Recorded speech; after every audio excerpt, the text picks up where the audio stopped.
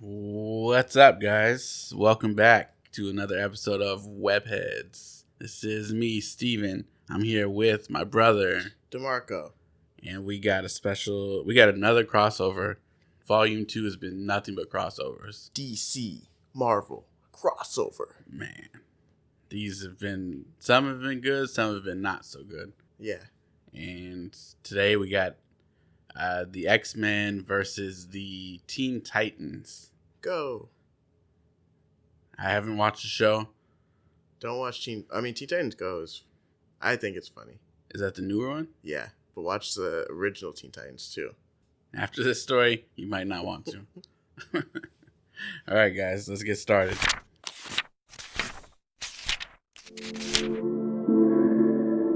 Hello.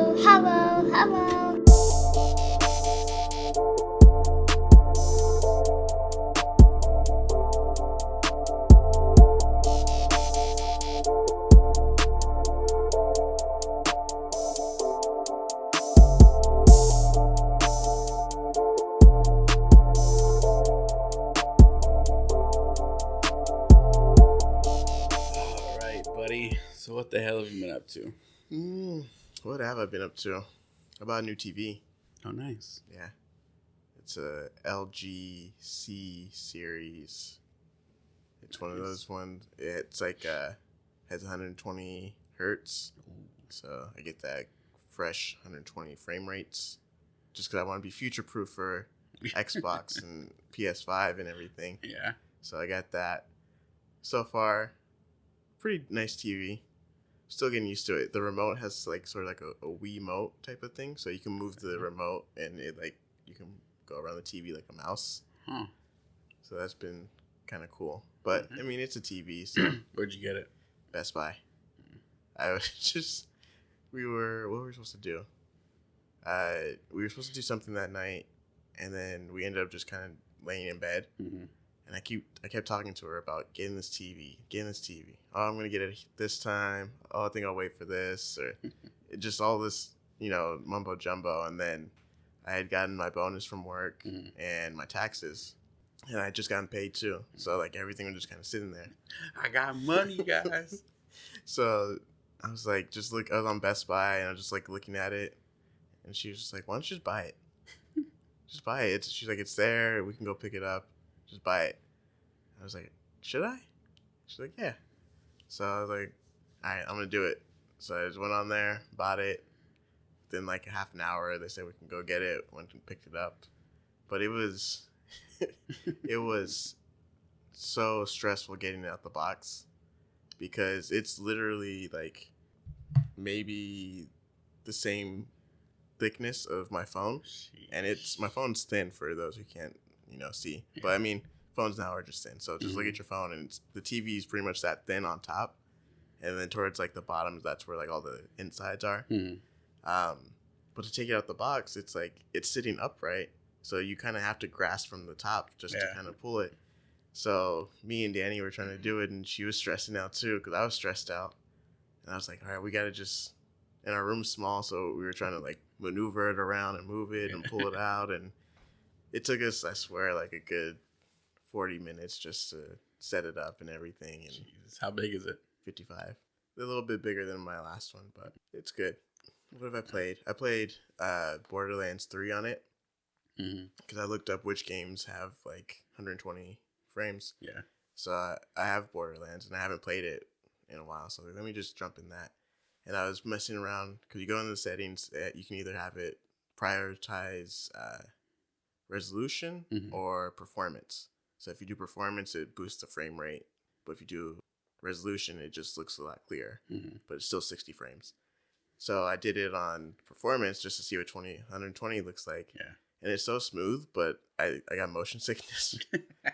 I was just like, I played for like a good, like, maybe 40 minutes. And then after I turned it off, I was like, why do I feel sick? It's funny that you say that because I messaged you and Janae. I think it was yesterday. Oh, yeah. What was that game? Because I got this game called What Remains of Edith Finch. And it's all like a first person thing. All you see is your hands just moving stuff. And I was playing on the Switch. And I saw the game on TikTok like a few months ago. I saved it so I could like get it when I finally had like nothing else to do. Mm. And I checked the other day, and it was on sale for $5. So I was like, can't go wrong with that. Let me get it. And then I didn't play it that night. I played it yesterday morning, and I played for like 15 minutes. I was cool. And then like around the 20-minute mark, like I had to like you have to like chase this cat around on. Oh no, sorry. You're playing as a cat and you're chasing this bird on these tree branches, but the cat or the bird's flying from different branches. You're jumping across different things, and then I lost the bird for a minute. So I keep moving my screen back and forth. Like right after that, I see the bird, and I'm like, okay, cool. I jump. All of a sudden, I start like my eyes start hurting, and then all of a sudden, I start feeling nauseous. And it's like, damn, it's happening. And I played for like another 10 minutes, and then you start playing as a human again, and then this the nausea just started getting worse. I was like, oh, I gotta turn this off. And then I just went upstairs. I turned it off. I drank some water, and I went upstairs, and I just like laid on the bed and stared at the roof. And then Fairy was like, "What's wrong with you?" I was like, "Nothing. I don't want to talk about it." You didn't have the heart to say I'm too old to play video games. Well, because it's happened to me before, and it's been happening for like the first time it happened to me was probably when we had the first PlayStation. Mm. It might have been PS2, but it was a Spyro game. Oh yeah, I remember you saying that. Yeah, and it just like just moving around so much. I don't know what it was, but it messed me up. And now like first person games, I usually can't do it. Yeah, I feel like now, at least for me, it's starting to hit me a lot more when it comes to like first person. I can do some, but like most of the time, if I do it for too long, yeah, I'll start getting like the motion sickness, and I'm just like, oh, I gotta turn this off. Yeah, I gotta. I'm gonna try to finish the game. Janae played it and said that it's only like an hour long. We'll see. I'm not gonna push it though. I got the expansion pack thing for the Switch, so I could play like the N64 stuff. Oh, okay. So I've been playing Star Fox 64, Mario Kart, and then it gives you the Animal Crossing thing too, the Happy Home stuff. Mm. And I haven't played that yet, but it also gives you the access to all the new courses on Mario Kart 8. Oh, okay. So I've just been running through playing Mario Kart for like the last like day. Yeah, I don't think I've done anything too exciting other than that. I've been doing some other stuff too, but I'll talk about that in a different episode. But today we got like we said earlier, we got another crossover, another DC Marvel crossover. DC. And we got... This is shaping up to be a kind of a DC podcast this past couple of weeks. Yeah, I've had to spread some of them out. That this is what our total, I think fourth. Yeah, but yeah, third. Yeah, one of them hasn't come out yet that we recorded. The second Spider-Man versus Superman one comes out in a few weeks. But total, yeah, this is the fourth one. And I think we still have another, this calendar year, I think we have another like 3. It's crazy. Yeah. Because they pushed them all out and like, it was like a 10, maybe 15-year span. Oh, something, I don't know if you know this or not. So AT&T sold part of like Warner Brothers or something. Recent? Yeah. Okay. To like, or there's like a merger with like Discovery. Mm-hmm. So now they're going to merge, I think like HBO Max and like Discovery Plus into one app. Okay. But I don't know if that includes like DC. Well, they already have, HBO has a lot of DC stuff on there already, don't they? Well, I mean like DC as a property. So like now I'm thinking if that is the case, like would it be more plausible if they, for now that like AT&T and Disney is not those two big companies, what if it's just like Discovery is like more like open if they do own DC to kind of like do more crossovers? If it's Discovery, just Discovery itself that owns Warner, like the DC stuff, then yeah, there's probably a bigger chance. That'd be nice if they could do that. Yeah. Like I said before, even if it's just like comic books, yeah, I'd be okay with it. Yeah, Like, I'm not looking to do a whole we don't need movie crossover series. shows and Yeah. stuff. But yeah, just give us some comic books, some crossover stuff. There's this guy on Instagram I found. He's a comic book artist, but he also does like his own like stuff like on his page. Yeah. And he did a DC Marvel crossover, like I think like last year or something. And it looked hella dope, and it just made me wish that they could actually do it. Yeah. It would be dope. Like, it would be really fucking dope if they did it. I said before, they're leaving a lot of money on the table not doing it. They really are. You're gonna, I guess, yeah, we said it before. You can't. Comic book stores are already struggling as is. And I'm not saying that one crossover is gonna save the whole industry, but it's gonna get people in line. It's gonna get people talking about it for both of you guys.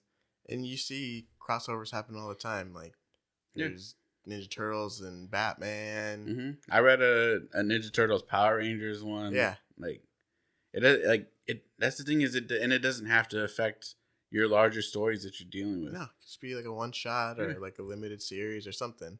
It seems so simple. It just leads me to believe that both companies, either one or both of the companies, are just being egotistic about it all. Yeah, and greedy. That's the only thing that makes sense. Because otherwise, why wouldn't you?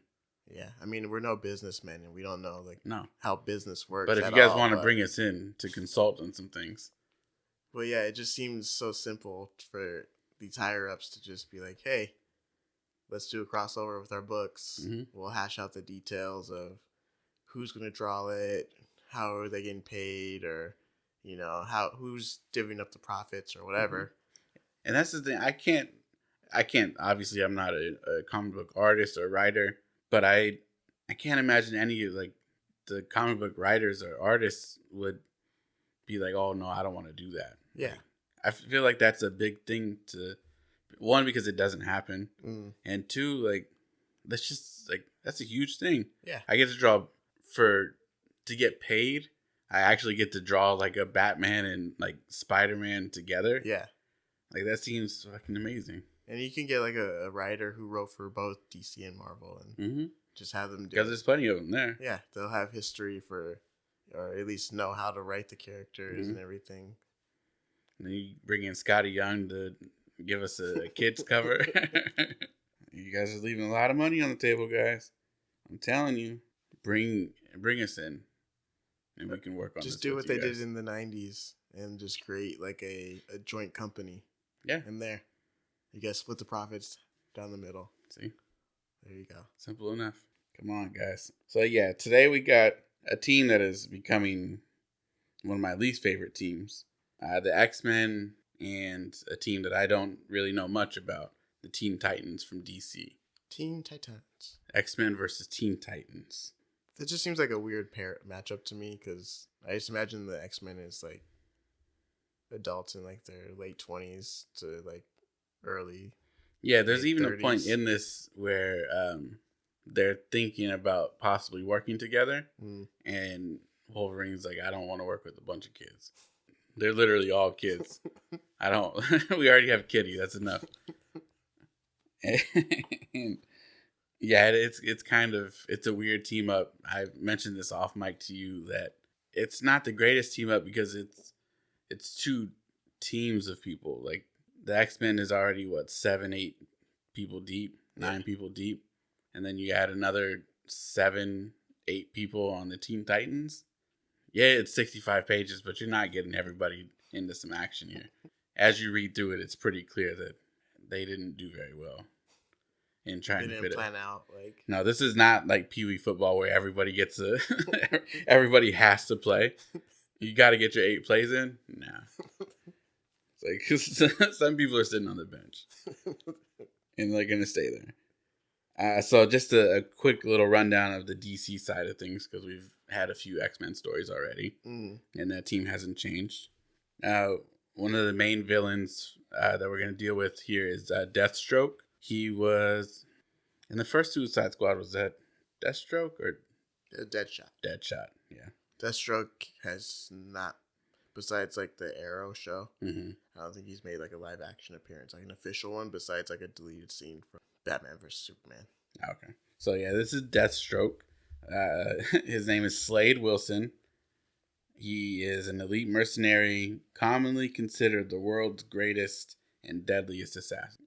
If the name Slade Wilson sounds at all familiar to you, it is because my brother here gave me a little history on it, and Marvel made the character Wade Wilson, which is Deadpool, to poke fun and make fun of Slade Wilson, Deathstroke from DC. Deadpool, Deathstroke, Slade Wilson, Wade Wilson, both use swords and guns. Both mercenaries. Costumes look vaguely similar. Yes, masks split down the middle. It's, yeah, good job, Marvel. I know, and now look at you. You got your characters, probably one of the most well-known characters Probably, around. hands down, one of the most popular Marvel characters. And then you ask an average Joe, put a picture of Deadpool and Deathstroke together and say, ask an average Joe who is who. They'll point out Deadpool and they'll be like, I don't know who this person is. I don't know who that is. Not to say that he's not like a good character, but they just don't utilize their characters for the mainstream as much, or they don't hit that stride as much as Marvel movies do. There's like 100+ like Deadpool pops out there.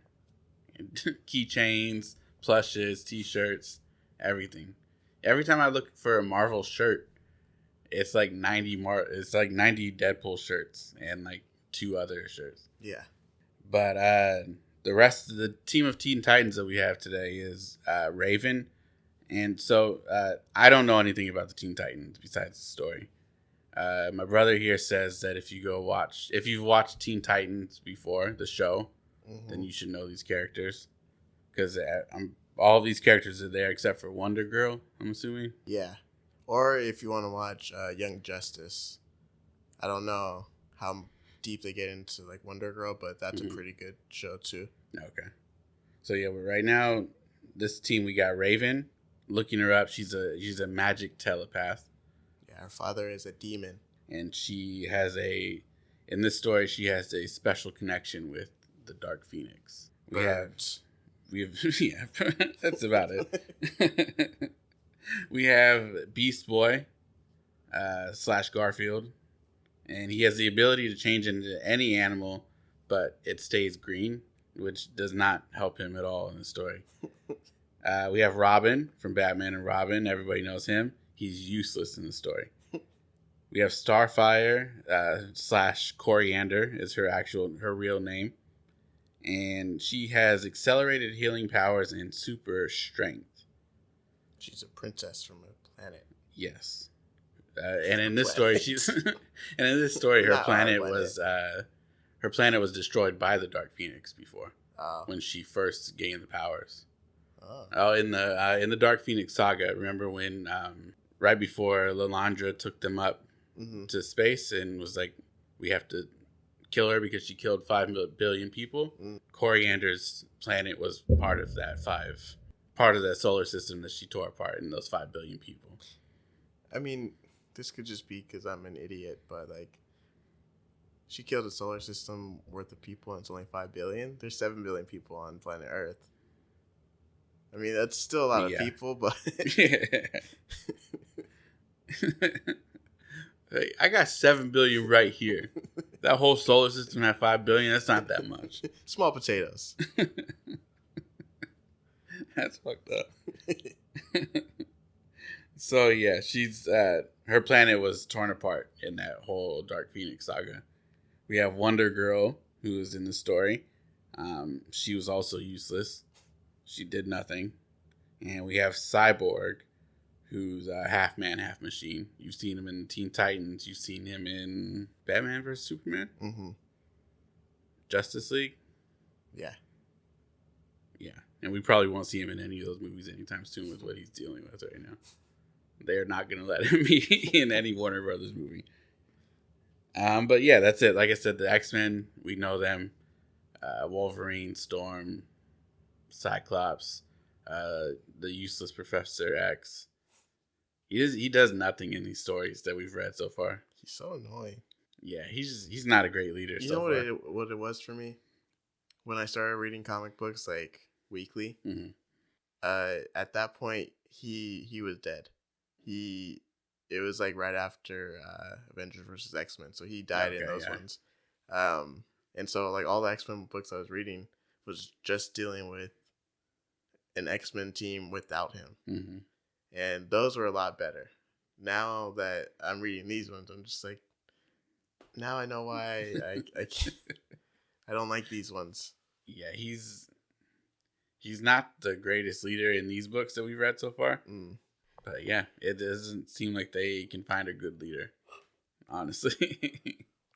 and also, Kitty and Colossus have a very weird relationship. Yeah, for her being a child. There's a part in next week's or in my issues that is very alarming to me. Yeah. There's a part in this I try not to look too deep into it, but I was just like, that doesn't sound right. No. There's a part in this story that was very concerning to me. And I know he's older, a lot older. And I know that they just took her out of school and brought her onto the team. So something is not right here. But let's get into the story. So we start off with the X-Men. They're working in the danger room. And Wolverine has no respect for Charles Xavier. I just gotta say, why do all these X-Men books start with them in the danger room? Always. Everyone starts with them in the danger room.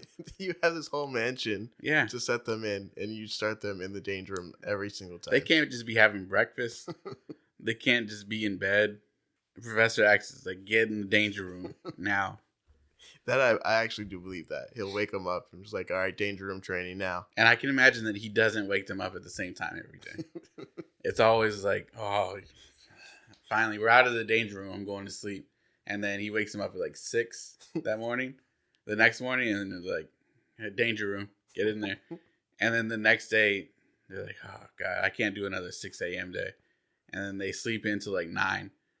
And they're like, oh, cool, you let us sleep in. And then they're in the danger room till like midnight that day. And, and I always think about this every time I see these teams living in mansions together, is I always think about Falcon and the Winter Soldier, where Sam just doesn't have any money. and I was like, they're not getting paid for any of this. Yeah. Like if they just decide like, I'm not doing this danger room stuff anymore. Like they're out on the street with no money. Yeah. You can't even leave. He's an abusive. Yeah. This might be a cult. That's what it sounds like. Professor X is running a cult. He's emotionally abused. This might be a trigger warning. Yeah. But I think Professor X is an emotional abuser. You guys heard it here first. He's a bad man. Maybe that's why Wolverine doesn't respect him. He really does. I think, what was I reading? Like, when I did Days of Future Past, he kept calling him like Charlie. And he was like, please just call me anything but Charlie. He's like, all right, Charlie. Right off the bat. We start off with the X-Men working in the danger room, and Wolverine keeps calling Professor X Charlie. And he says the same thing. He's like, there's a lot of other things that you can call me. Just don't let Charlie be one of them. And he's like, hey, you got it, Charlie. And he's like, what are you going to do? Throw me off the team? What? You need me here. There's 7 of us. So Wolverine's busy calling him Charlie. Kitty Pryde is off making dinner for everybody. They eat, they go to sleep. Later in the night, Professor X falls asleep at his desk when somebody named Metron sneaks in and pushes dreams of Jean Grey into all of the minds of the X-Men. The Metron he gets to Kitty's room, and she wakes up, she screams, and then she phases through her bed, through the floor, into the common room. And when the rest of the X-Men go to check on her, someone knocks on the front door. Scott answers the door. Cyclops answers the door. And it's Jean Grey. And then he's obviously concerned and surprised. And before he can even think of what to say, she disappears. and he's just losing his shit now because the woman that he loved and cared for more than anything in this world just showed up at his front door after he thought she was dead. My wife. And then she disappears right in front of him. So then, he's losing his shit. We cut over to Titan Tower, where the Teen Titans live. If that wasn't obvious enough. And apparently they reside there. And Raven is sleeping peacefully when all of a sudden this bright light flashes, and in her dream she's consumed by the Phoenix Force, and she wakes up screaming. Starfire, also named Coriander. I'm going to call her Coriander for most of this because I like that better. So Coriander is the first to come check on her, and she takes her down to the living room so she can relax. And then down comes Beast Boy, and he's just making a joke out of everything. He's, oh, what's the big deal? Why are you screaming? It was probably just a spider. Random stuff like that. And then Coriander tries to comfort Raven, saying, oh, it's just a dream. It's no big deal. Don't worry about it. And then Raven lets her know that a lot of her dreams end up actually coming true. So Coriander says, well, if this one comes true, we're basically all fucked. Because the Phoenix Force is nothing to play with. And like I said before, Coriander knows that because she was... the reason she survived was because she was on a slave ship at the time. Away from her planet. So she knows that all of her family is dead because the Phoenix Force killed them. Before you go any further, just a question. Is it just like the other crossovers where they don't really explain why these two teams... They never explain anything about why they've never crossed paths. At one point, Cyborg was like, I always hear about the X-Men on the news, and the news is always saying how bad of a group they are. Like, they're criminals. And he's like, I wonder why we've never run across them if they're that bad. Like, they've seen each other on the news. When they first meet up, Cyclops was like, oh, the Teen Titans, how are you guys? Like, like, it's nice to finally meet. And I was like, no one's acknowledging anything like this. It was, it's always weird with these crossovers. Yeah. Because it's always just like, oh yeah, I've heard of them, but I've just never run across them. So yeah, Coriander was like, well, if this dream does come true, then yeah, we're screwed. So Coriander, same person, right? I like Corey. Yeah, I'm going to stick with Corey. So Corey activates the Titan's red alert, which is basically a signal for all the team members to come to Titan Tower because we have some stuff we got to work on now. And then we cut over to oh, I forgot Flash is on this team. Or Kid Flash is what they call him. But Kid Flash is stopping a high-speed chase by taking out the engine while the person is driving the car. Wonder Girl cuts her date short to make her way home. And even Cyborg comes swinging through the city back to the tower. And it looks like he's swinging on webs. I don't know what they don't acknowledge it. They don't say anything. But he's literally swinging through like Spider-Man. So they all get back there. And Corey explains what happened with Raven's dream. And they all notice that Robin hasn't shown up yet. He's across town stopping a B&E when he throws the last goon through the window. He's surprised to see Deathstroke standing over him. And Robin catches a beat down of his life. And Deathstroke just leaves him there on the floor, beat down. And you see, as he's laying on the ground, surrounded by glass and broken shit around him, his red alert is flashing on his belt. He must have silenced it because he never acknowledged it. So now we cut away again, and now we're upstate. We're in upstate New York, and the X-Men are at the home of Jean Grey's parents, John and Elaine Grey. And they're both saying that they had dreams of Jean last night, and they heard noises around the home. And then when they went to inspect them, they saw Jean. And when her dad hugged her, she said, "Please help me." And then she disintegrated, just like she did at the front door with Cyclops. Spooky. You gotta stop disintegrating, Jean. So as Jean's mom is just crying, Professor X he's not with the team at this point. So Jean's mom is crying, and then all of a sudden, Professor X astral projects his big ass face into the room, and he's like, he just interrupts the moment that Jean's mom is having right now. And he's like, "Hey, sorry guys, we got a big issue here." He says, "I've been using Cerebro, and I couldn't find Jean anywhere, but I did find some other things." It says multiple events have been happening all at the same time as the dreams that they were having, but in different areas, different places in the world. But all of the events that have happened across the world have all had the same Phoenix Force energy. We got back to the Teen Titans, and they finally find Robin, and he explains how he got his ass whooped. And now the rest of the team wants to know why Corey sent out the red alert, because she hasn't had a chance to explain everything yet. So she tells them about her time before she came to Earth, and how she was on the slave ship floating through the universe when she first heard of the evil Dark Phoenix.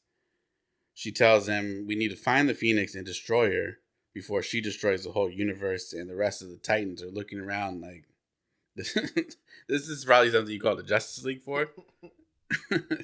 This doesn't seem like a Teen Titans kind of thing. We're small potatoes. Yeah. We're street level kind of stuff here, Corey.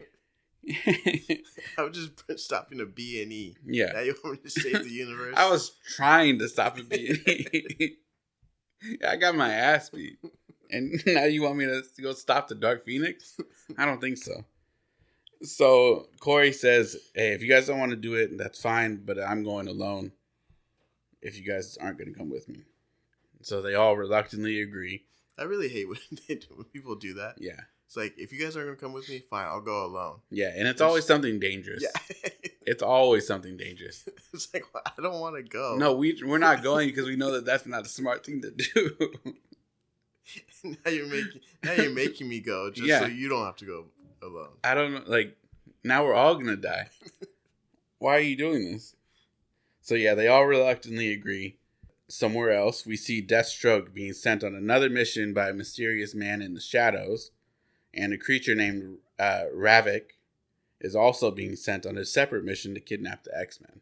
So back at the X-Mansion, Charles is asleep when he's attacked by who he thinks is Jean Grey, but is actually Corey.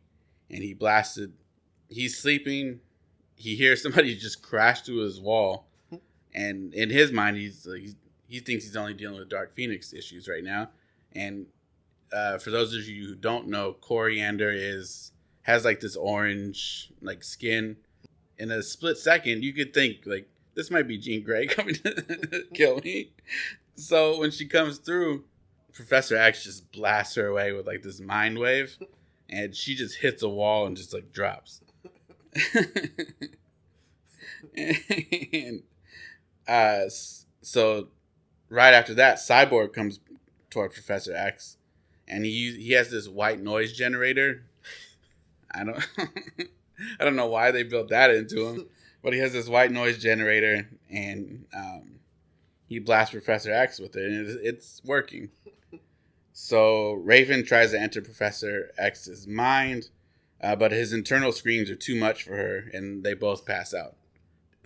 Just imagine someone just staring at you, just not doing anything, but inside their mind there's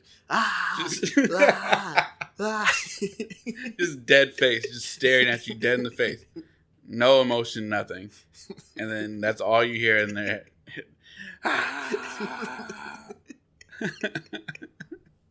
Yeah, I would leave their mind instantly. Yeah, and so part of Raven's powers is that she can read minds, but she feels whatever that person is feeling as well. Mm-hmm. So because he's screaming in his mind, and she can tell that he's in actual pain. The pain, they both pass out from the pain. He was already asleep. And then you wake him up, and he's screaming in his mind, and it just passes out. Yeah. You guys are fucked up. So, and they crashed into his room. Yeah, you guys crashed into the mansion in his room. Or the front door. No. Or find out like his phone number or something. You can't just knock on the door and say, "Hey, is the Phoenix here?" Text, "Hey, you up?" Nothing. Got a question for you. So yeah, now they're both passed out. For some reason, Robin is just standing there, and Cyborg looks at him. He's like, "Hey, what's your problem?" And then he says, like, "Oh, not much. Just breaking and entering, criminal trespassing, vandalism, assault, possible attempted murder. Just committing crimes. Nothing big." And he's like, being Titans doesn't give us special rights to just do what we want. That makes a lot of sense. Yeah. He's like, we blew through the wall just assuming that Jean Grey was here at the mansion because all we knew was that the Phoenix was an X-Man at one point. So seconds later, a group of what they called shock commandos and Ravik bursts through another wall in the mansion, and they're ready to kill the X-Men. What the commandos don't realize is that the team in front of them is not the X-Men. They didn't get any briefing. Here's your targets. At one point, Ravik says, "Oh, there's the armored man. This is the team." Not realizing that Cyborg is not the armored man that you're looking for. You're looking for Colossus, buddy. They didn't get any pictures. No pictures. Here's the team. Here's the power set. Here's how to counter that. It's just kill this team. So because this is a Teen Titans, the Commandos whoop their ass and they take him away, but they miss one of the team members. They miss Beast Boy. And he decides, because he can transform into any creature, just not any humans. Mm-hmm. So he decides, let me transform into one of the commandos, and I'll leave with them in attempts to help the rest of my team. But mind you guys, he can transform into any creature, but he stays green. The rest of the team is not green. So we cut over to Deathstroke with a team of his goons in New Mexico. And this is the last place where they're at right now. This is the last place that Cyclops and Jean had time alone in the Dark Phoenix saga. If you remember, this is where they were sitting on top of this large rock, just like making out, doing whatever they wanted to do up there. So this was one of those spots that had been given off the Dark Phoenix energy. Professor X saw. And Deathstroke and his team are trying to collect the residual Phoenix psychic energy from the attacks around the world. Just in the nick of time, the actual X-Men show up to stop Deathstroke. And Wolverine has a chance to take him out, but he takes too long, and they never gain the upper hand in this battle whatsoever. So Deathstroke gathers his men, heads back to his boss. And then we see Ravik make his way back to base first, and he shows the kidnappees to his boss. And his boss is like, "Who the hell is these guys? Look at this. Who is this? Who are they?" And then moments later, Deathstroke shows up with the actual X-Men in tow, and he laughs at Ravik for bringing in the Teen Titans. And so after sending praise to Deathstroke, the boss sees one of his guards is a bright green color. He brings in the wrong team and brings in a bright green guard that he has no idea. Yeah, he's like, he's like, and the guy in the shadows is like, I know that none of my guards are that color. I know that they're not. So, why didn't you notice that? Did you leave with somebody that was bright green? Why did you come back with somebody that looks like that? And it doesn't end well for Ravik. So, now that we know that the bright green guard is not one of the actual guards, Deathstroke runs over and he stabs Beast Boy, but luckily enough for him, he lives. And then we cut to later that night. The Titans and the X-Men are locked up in this contraption that none of them can release themselves from. The machine is being used to pull every memory all of them have of the Phoenix, and it amplifies them. It amplifies the memories tenfold, and combines them with the energy from the attack sites. And all of those combined things brings the Dark Phoenix back to life. So now we finally see who the boss is, who the guy in the shadows is, the boss, and we see that it's Darkseid. And of course, his plan is to use the Dark Phoenix to turn Earth to dust, and then claim it as his own, and then do the same thing planet by planet as he sees fit. He takes the hand of the Dark Phoenix, and they disappear. As soon as they vanish, the machine that's holding the X-Men and the Teen Titans just lets them all go free. It's like, what do I need you for now? So who cares? From here, they all decide to start introducing themselves. This is where they're like, "Oh yeah, Robin, nice to finally meet you." This doesn't seem like something either of them can fix. No.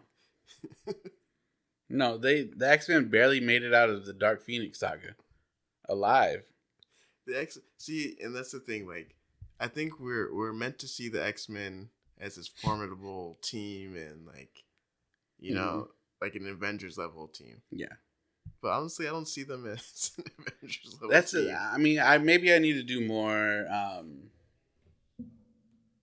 more reading on the X-Men. Yeah. Like in like X-Men specific stories. But these have been major events that we've come across so far of X-Men stories. Days of Future Past, Dark Phoenix Saga. Yeah. And they're not the greatest team. No. They don't work well together. At one point, Charles was gone for a couple of years, and Cyclops was running the whole thing. Then they had that power battle back and forth. Yeah. They're not a great team. I mean, granted, the Avengers have like their own fights and these power battles between leaders, but the Avengers get shit done. Granted, and that's another thing too, is the Dark Phoenix is like, that's a force that isn't to be messed with. Yeah, it's like, a force of nature. Yeah, it literally consumed a planet in seconds and destroyed 5 billion people in it wasn't even a minute's time. 5 billion people gone, dust, all gone. That's not an X-Men kind of thing. I don't know if I trust Cyclops and his love to help the rest of the world here. I mean, granted, yeah, like you said, we have to read more and like see them do more things. Yeah. But like, I feel like not so more of like more recent years. You know, maybe as early as like the 90s, you don't really see them start getting into like more world things or more world changing events, and they become more of like a formidable team. Yeah. But I feel like their whole thing has always been sort of like that underdog type of like, we're the underdogs. We're still going to put our necks out for, you know, what we believe in, and we may not be the best, but we're going to do it. And that's always been kind of like their thing. Yeah, I always see the stuff about like how they can be considered more of a political kind of team with like the stuff that they face. Because it's like, oh, get mutants out of here, kill them all, stuff like that. That part I get. But so far, I've only seen them come back from the future and deal with the Dark Phoenix, who had them outmatched the whole time. Yeah. In all honesty, she took herself out. You guys didn't win this. You won by forfeit. Yeah. Now you guys have to go up against her again. It probably doesn't end well for you guys. That'd be our worst nightmare. Yeah. If we barely made it out the first time and we only won or we only lived because she killed herself. Yeah. And now she's back. Sorry, guys. I don't know. I know who that is, and I can't do this again, man. I can't. I know her. I can't do this. Oh yeah. So now the Darkseid and the Phoenix are gone. They're introducing themselves, getting to know each other a little bit. Kitty thinks Beast Boy is looking kind of cute because they're around the same age. And then for some reason, Colossus is looking at them flirting together. And he's just like, well, what the hell? What is this? Who is this guy? Like, what does he have? And it's very weird. And it's making me not like these X-Men stories a lot more. Just find somebody your age, man. So, yeah, after they decide to team up, not too long after that, Cyborg and Professor X, for some reason, can both sense that a life form is close, and they find that life form is on an asteroid that is flying past where they are. So they somehow end up wrangling that asteroid into where they are, only to find that that life force was just a chair that is giving off some kind of weird life energy. So now they're trying to figure out, now what the hell are we supposed to do? It was just a chair. So, of course, Kitty and Beast Boy being the youngest ones, they're just chilling with each other, flirting a little bit. They're sitting on the chair together, and then Kitty was like, she's like, I'm so tired of this. She's like, I wish I could go home. And then out of nowhere, the chair, and Beast Boy all disappear. And for a second, they're back at the X Mansion. And then she's like, what's going on? What the hell's going on? And then she wished that she could be back with the rest of the team. And all of a sudden, they show back up with the team. So now Professor X is like, okay, I know what the chair does. What a genius. Oh, great leader. Tell us please what the chair does. Very observant. So Professor X determines that the chair is controlled by the thoughts of whoever sits on it. Good job, Sherlock. So what they do is, because they can't fit 17 people onto the chair. So what they do is they have Beast Boy turn into a large dragon. They have him sit on the chair, and then they all get on top of him.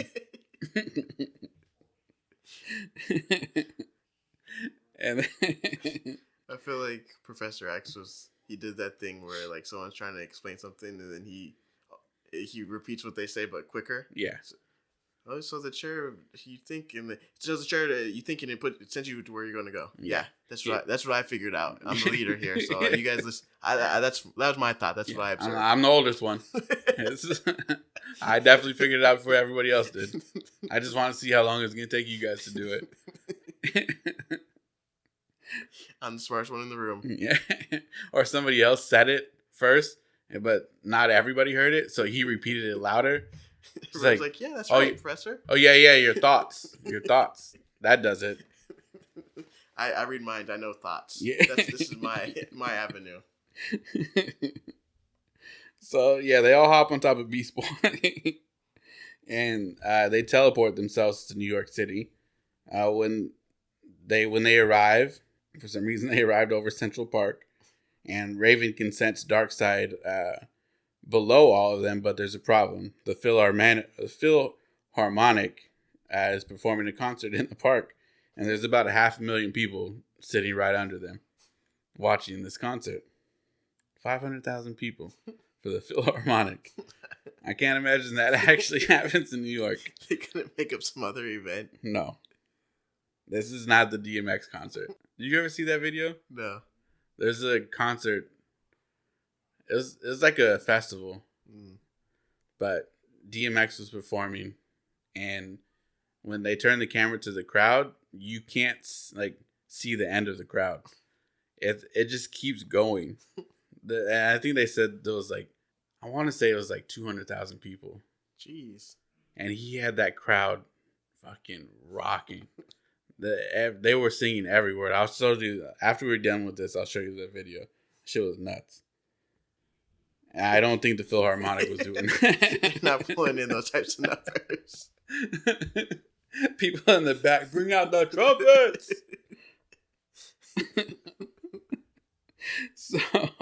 So Raven says, well, with all those people there, we can't do anything. Oh, well. She's like, well, we'll have to wait till everybody clears out. And then, of course, Professor X, being who he is, he says, no, we have to do this. Let's go. So they teleport underground below the park, and they start their search for Darkseid and the Dark Phoenix. Almost as soon as they start their search, they're attacked by Deathstroke and his group of goons, which I guess they're called parademons. Somehow both teams are outmatched by the parademons. So, and this is another reason why they're probably just not great teams. They got beat by goons, just demons. If you can't handle that, you probably shouldn't go against the Dark Phoenix. And so the parademons, they're getting beat by the parademons. So they devise a quick escape plan, and they get out. And then on their way out, they have Storm use her powers to collapse the whole room onto the demons, but it doesn't kill them. They just traps them under the rubble. But Deathstroke, being who he is, he's quick enough to actually get out and not be trapped under there. And he runs off to inform his boss, Darkseid, that the Teen Titans and the X-Men are on their way. After searching some more, the X-Men Titans finally find Darkseid's lair. Darkseid is completely surprised by this because he thought he left him to die on the other side of the universe. And they don't waste any time. They all go at it. Darkseid and Wolverine, Corey and the Dark Phoenix, Nightcrawler and the Dark Phoenix, Raven and the Dark Phoenix. And then after some time, Darkseid says, okay, fine, that's enough. I'm tired of this. My work here is done. And in minutes, he turns on the switch on his device, and it's shooting out this thing called the Phoenix Ray. And in minutes, the Phoenix Ray is going to strike the Earth's core and start disintegrating countries from inside out. So all land is going to start to be disintegrated from the inside out. And what he doesn't know is that Kitty, being able to phase through things, has gone inside the machine, and she's trying to tear some things apart. Beast Boy is in there in the form of a rat, just tearing apart what he can. And Professor X asks Raven to help him gain power over the Phoenix, but she's struggling because the Phoenix, when she tried originally, the Phoenix was able to touch an evil part of her soul that if she continues to fight, the Phoenix is going to be able to turn her evil to the dark side. And like you said, her father is a demon. Raven's father is a demon. So she has that in her, and the Dark Phoenix is able to quickly get to that. So Raven gathers up enough strength to fight and uses all the emotion, the love that she has, and she blasts the Phoenix with the help of Professor X. And this loud shriek comes from the Phoenix as she's hit. Darkseid, being in a different room, hears this, and he starts racing towards the Phoenix. And of course, Cyclops, still being in love with her, he races towards her too. And then now that she's losing power after being blasted, the Phoenix is dying out. She's almost dead now. So they try to play her, thinking that they're trying to help her out and keep her alive. So they say, hey, if you absorb the Phoenix Ray that Darkseid just shot out, you'll gain your power back. And Darkseid says, no, that's not how that works. Like, don't try to do that. And he tried to stop her, but he ends up getting jumped and blindsided by Corey. And seconds later, the Dark Phoenix absorbs the ray. She thinks she's at full force again, but that doesn't last long. As quickly as she gained her full force back, she starts losing it again, and now it seems like it's going even faster. And she's dying for sure now. Darkseid says, if you take over one of these guys' bodies, then maybe you'll be able to hold on to the Phoenix Force power, and you should be okay after that. You'll be able to harness it. And of course, her sights immediately lock in on Cyclops, so the Phoenix leaves Jean's body and enters his, but the problem is that the Phoenix has entered his body with all of his thoughts of love for Jean Grey and and all these good emotions that are in his body. And the Phoenix is really regretting entering Scott at this point. And Scott's able to control it for a brief moment, and he blasts Darkseid. And after the explosion that kills or that blasts away Darkseid, the Phoenix and Darkseid are both gone, missing at this point. We see that the Phoenix, with Darkseid in hand, is blasting through the universe, heading towards her original source of being. Back on Earth, both teams are celebrating their win, kicking back by the water, up at the park, just chilling. The concert's over. Summertime. Summertime. And yeah, they're just chilling. They're hanging out with each other. And that was it. And the last note that I have here is that Robin did absolutely nothing this entire comic book. Yeah, I was trying to remember who you said did nothing. And I was like, it just hit me that Robin and Wonder Girl didn't do anything. Nothing. What did Cyclops do? Not Cyclops, Cyborg. He helped Professor X. He was sensing the life force on the asteroid. Oh. Did he have like a little satellite come out of his head and was like, doo-doo. Yeah. And then Nightcrawler didn't do anything. Storm did a little bit. Colossus didn't do anything but get jealous. Kitty was just flirting with Beast Boy the whole time. Yeah, that was it. It didn't make sense to have all those people there. Yeah. Like, cut back the team a little bit. Even Wolverine didn't really do anything. It just didn't make any sense. It wasn't a great story for me. Didn't sound great. Didn't sound like the worst. No. But yeah. Yeah. It just, I don't know. What'd you think? I'm never going to be mad at a crossover just because it brings together those two things, the two companies. But it's hard when it feels like I feel like they just kind of phoned it in. I really like the artwork in the book, and I'll post some of the pictures with I'll post them with the cover for this week. The artwork is really good, and it really has like how like some of the comics is like really polished. Like you could tell that like they drew it, went over it, like with some solid lines, like really like did it.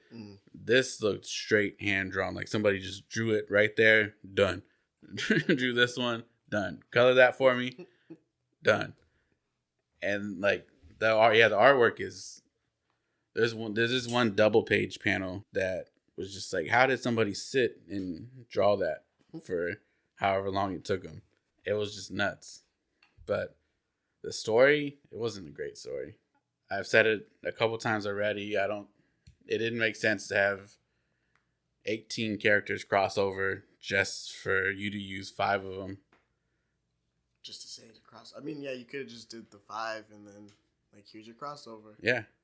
I've seen it before. Like you guys do it with the Avengers sometimes where like, oh, Cap, Iron Man, and Thor are handling this right now. So right now all we have is Ant-Man, Hawkeye, Wasp, and Wanda. So that's who we got right now. The rest of the team's off dealing with something else. Tell me Wolverine and Nightcrawler are off on a different mission. Tell me Robin and Wonder Girl are working on something with Batman or something. Like, and it kind of felt like they were with like the Phoenix Force and like Darkseid. Like these are big bad guys in their respected, books and their series and everything. And it kind of just seemed like they were just trying to like, here's that favorite team you like, and here's the other favorite team, and here's the baddest people they've ever fought before, and it's all together, and just trying to get people to buy the book just so they can be disappointed at the end, just to see like. Yeah, if all you wanted was a crossover and that's the end of your expectations for it, it's just cool. I have my X-Men and my Teen Titans together. Then you got what you wanted. Yeah. But if you wanted like a decent story, you're not getting it here. Not at all. So is it going to get a house blown up? Not for me. It's getting... I said forget about it, cuz. That's all it gets for me this week. Forget about it, cuz. I think I'm gonna go the same. Yeah. I said forget about it, cuz. It wasn't a good story. And it satisfied my need for a crossover, but that's it. Yeah. I can't approve this one. Not this week, guys. Sorry. I know we got a lot of crossovers, but this is not one of the better ones. Hopefully some of our other ones will be more memorable and better once we get to those ones. Yeah. It's on our list at one point. I don't remember what year it is, but there's a Punisher and Archie Comics crossover. And that's on our list, and I can't wait to get to it. Yeah, that one's going to be amazing. That'd be cool to see in live action. Yeah. Yeah. Because we already have a Punisher, and you guys have Riverdale. Just have him roll up. It's like, I hear you got some criminals here. I got the medicine for them. Who are you? I heard there's been a lot of shootings in this town. A lot of mob activity here. Is that what I understand? He thinks Betty's the killer, and he just chases her for like the whole season.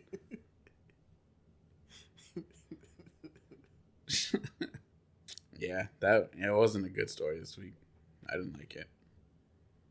We give it the Paul Walker stamp of approval. Or stamp of disapproval. We got to think of a name for it. Because I don't want to keep saying that things that I don't like are Paul Walker's. Well, we're just going to say Paul Walker says forget about it. Yeah, there you go. Sorry, guys. Paul Walker says forget about it, cuz this is not a good story. I don't care I don't care how many times Tyrese asked for it. Forget about it, cuz. Earn that paycheck, Tyrese. Stop crying on the internet, Tyrese. I'm sick of these white people making fun of you, man. I need your help to help us. But all right, guys. That is the episode down. Thanks for coming by again, listening. I promise this episode won't be sped up. I'm fixing that one. Don't worry about it. Peace out, guys. Bye.